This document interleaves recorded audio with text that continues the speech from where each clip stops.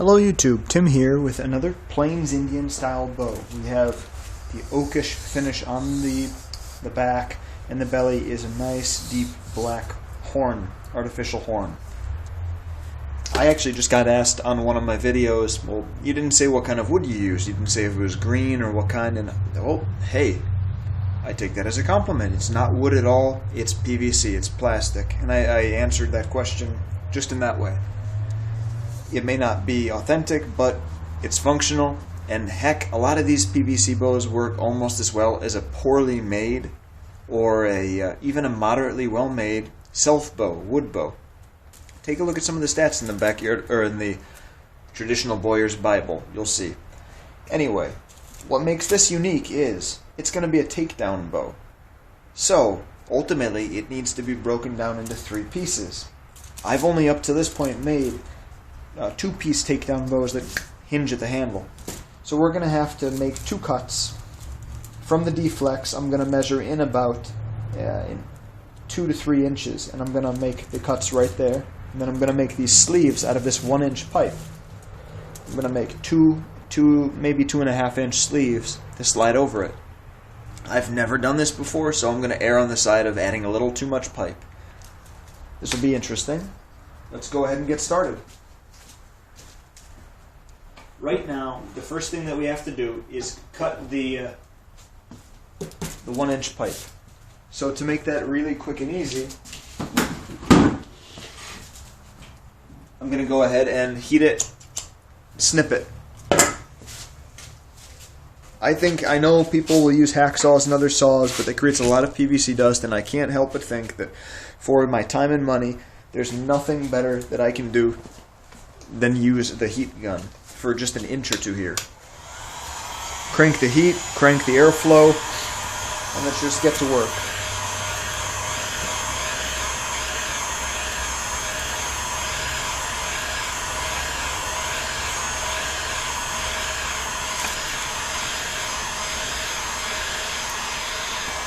It is a bit chilly outside today. We're in the 40s, so that is going to extend the heating time. The pipe is a little cool, the air is a little cooler, and we do have a little bit of wind. In general, I would like to do this somewhere indoors, but family's home and I don't want to disturb them, so not like that stopped me in past videos, right?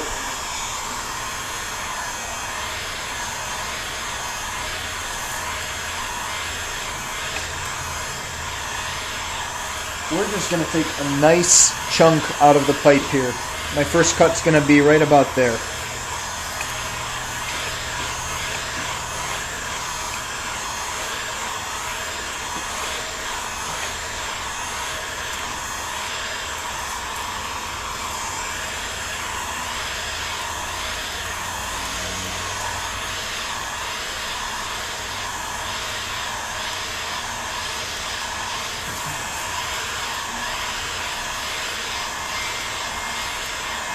I know I haven't done a full build-along in quite a while, either of a bow or of a PVC weapon. That's going to change in the near future. I have a request, an order actually, which is going to be very helpful. I'm going to turn it into a full build-along, along with bloopers, because I've already done some things that are kind of goofy. And hey, who doesn't like to see me making a fool out of myself? I don't mind. You're not hurting my feelings, so if somebody gets a little kick out of it, a little bit of enjoyment out of it, all the better, right?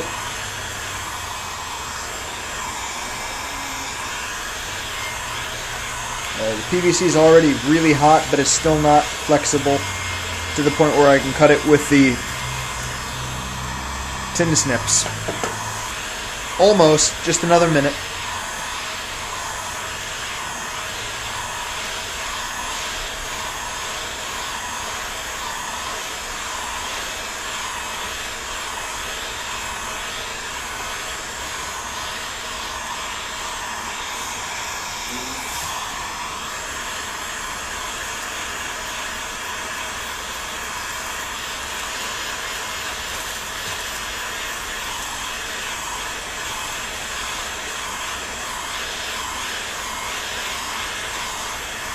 Okay, let's just make a pilot cut here and see exactly what we have.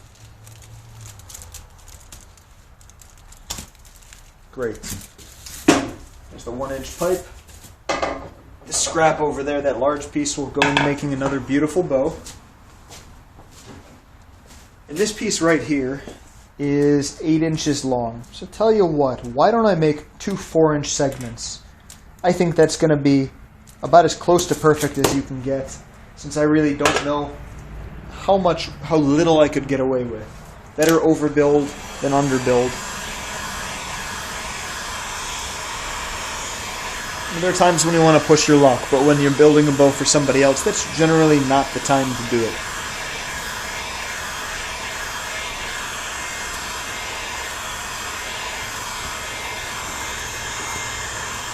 Again, rather than moving it by hand, because that gets really, really hot, sometimes I'll just roll it around like this, using the heating channel.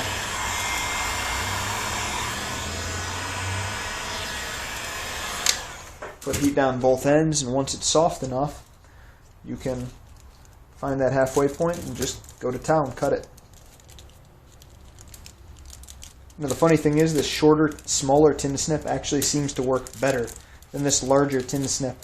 This is the one I keep outdoors.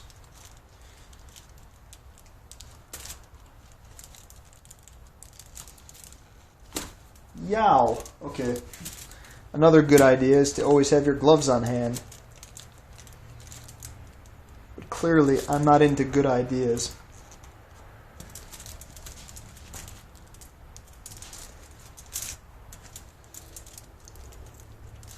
Okay. Part of the problem is these are so long that they're also starting to force themselves apart, and if the blades aren't touching each other, it doesn't cut really well. There we are. Now we do want it to be roughly round, but the exact shape doesn't matter so much. What you might want to do at this point is take a file, and that's what I'm going to do, is file the inside and the outside just to round it off, because eventually we will be sliding this onto the limbs. We want to, 1, minimize the damage, 2, minimize the stresses at the interface, the ends, and basically that should allow us to accomplish both of those goals. So let's go, and I will file them away, since I don't think you really need to see that. I'm going to file away all the edges, make it nice and smooth, and then we will cut the other piece and we'll put it all together. Hello YouTube, welcome back. Here we've got the bow, and we've got the, not yet completely finished, but finished to the point where we can heat them and use them, the 2 4-inch sections. I was planning on putting them on right about here, just before the bend, because I want the area that they're in to be straight and slightly angled forward, slightly recurved or reflexed, so that fits the build, right on either side. Let's say, measuring from true center, this is a 48-inch long bow with a handle in true center. We're going to put these, let's say 3 inches, 3.5 inches from the handle. That's perfect. So you can take the handle section and measure 3.5 inches, and we'll go ahead and just make a little mark with our Sharpie.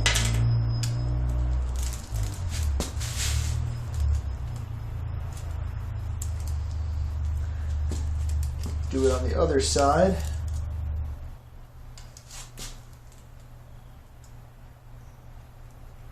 Something seems wrong. 2 inches, 2 inches. Okay, great. So 3.5 inches, like I said. Now, that's only where this starts. So you want 2 inches further. Now you have the 3-inch mark.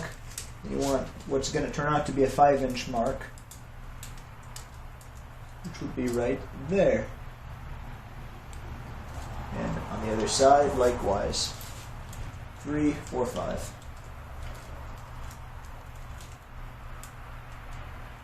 Okay, great. The 5-inch mark is going to be the center.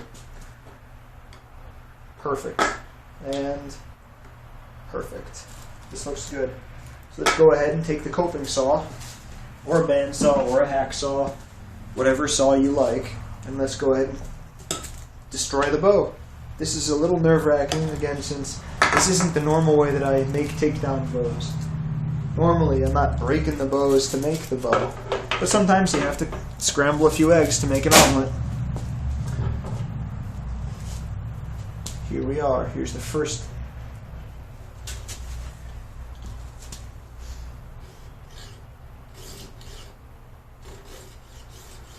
I just start with nice, slow, even strokes. If you take it a little bit too fast, it can skip, and you don't want that. I also use my thumb. I put it up nail first against the blade just to keep the blade from moving, just as a guide until I have a nice groove. Once you have a groove, once it's basically inside the PVC, you can pick up the speed and it's a lot easier to cut. If you clamp your workstation, this is probably not a bad idea, but I don't have enough clamps and I certainly don't have all the tools necessary to do something like that. Even this thing, this table's broken. Even though it could clamp, it can't anymore. It hasn't in a long time. Now just make sure, what I do is I make sure that I'm only sawing forward, back, using a nice even motion. Because I don't want it to, after I'm done, slide and hit something else. Let's go ahead and put the end of the bow off the table. See, can we see that? Yeah, okay. I'm putting the bow off the end of the table, and that's how I'm going to hold it now.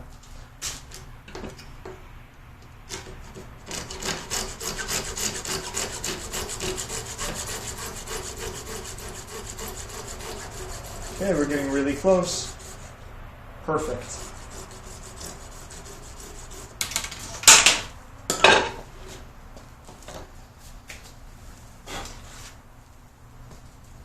Wow, that felt horribly wrong, but ultimately I think it's going to be so right. Let's do the same thing to the other side. Another project that I'd like to do would be to attach limbs like this to a wood riser to make a nice recurve bow. Some other people have done it, and the results have been pretty good. Some of them have cracked, some of them have not. But alright, welcome back, YouTube. Here we are. I admit I didn't show you the process of me heating this up, but believe me, you didn't miss too much. Once it was cut, all I did was I heated it up, I slipped it on halfway, and I inserted the limb all the way in. Not really all that exciting. But that brings us to the point where this is supposed to be a takedown bow. Can I take it down? That's ultimately the point, so let's see. I've got two gloves, and before you ask, yes, it's two right hands, because I can't find my left hand glove. Well, go figure. But let me go and brace myself and see if I can pull the limb out. Answer on that side? No, definitely not. Over here.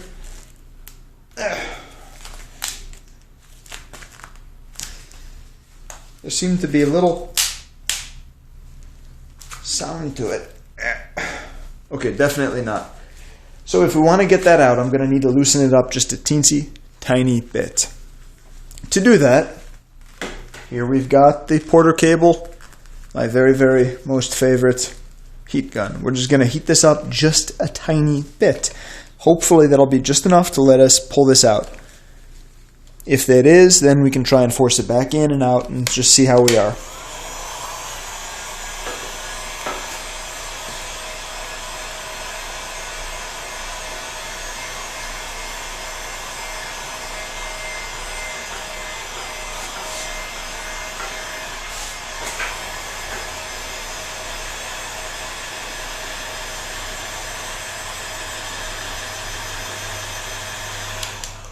Let's see if that did the trick. Nope.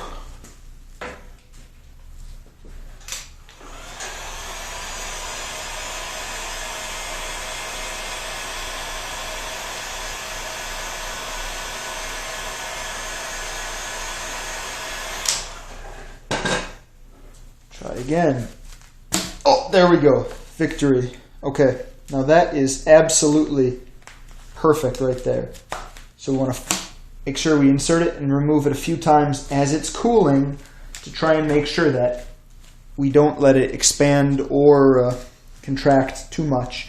I want it to stay just that perfect size. I think we have success there. Heck yeah. All right. And as you're going in, giving it a tiny wiggle is probably all right.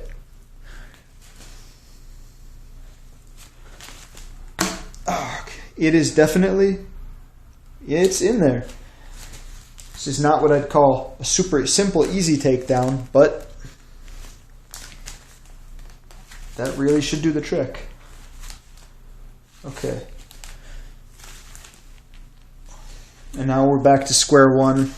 It seems like it's contracted just enough. Yeah, I can't do it anymore. Could I get it open? Yeah, probably. Let me give it one go with my other hand. But you see, just too much. So let's try it again. This time it'll need a little bit less heating.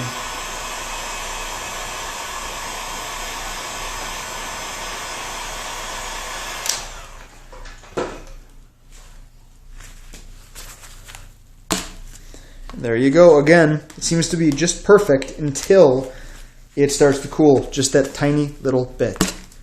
Unfortunately, we can't let it set that much. We need it to remain a little bit looser than that. One way you can do that is to go and insert a little bit of sandpaper and just sand either the inserted limb or the joint. I would choose to do it to the inserted limb.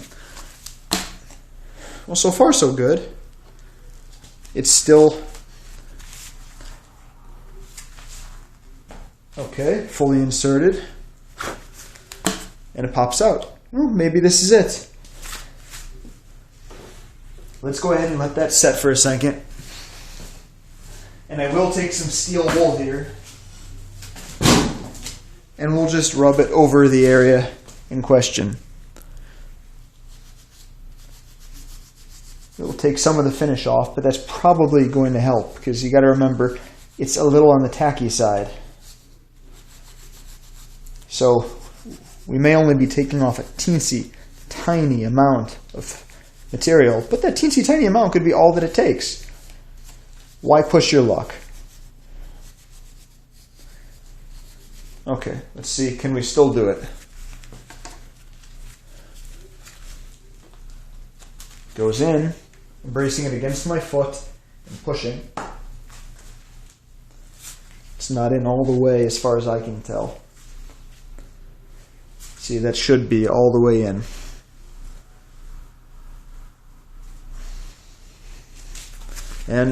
But it does come out. Okay, let's mark it just to make sure that we have it going in all the way. 2 inches up. Okay, to that black mark there are 3 little light black marks which were from the shoe polish in the original finish. That's one of the nice things about doing it on a surface like wood. You'll occasionally get bumps where there are dings and raised surfaces, so that way it'll reflect that. And when you finish it, you'll get little imperfections in the finish where the stain will pool, and it looks really great. Okay, so final time, in. No, that's not going in all the way. Huh.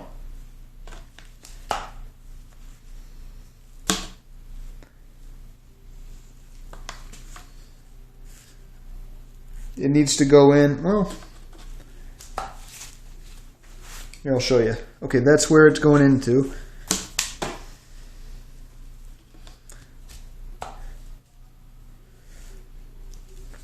And I believe it needs to go in as far as there. So I'll work on it. I'm going to keep doing the same thing that I've been doing. Heating it, cooling it, heating it, cooling it, lightly buffing it, lightly sanding it. And we're going to get this done. I know this is a sort of long drawn out process, but to make it fit right, if you give it too much play, I have no doubt this will leverage against the joint and it could shatter. So rather than giving it that opportunity, I'm just going to make this as slowly and carefully as I can.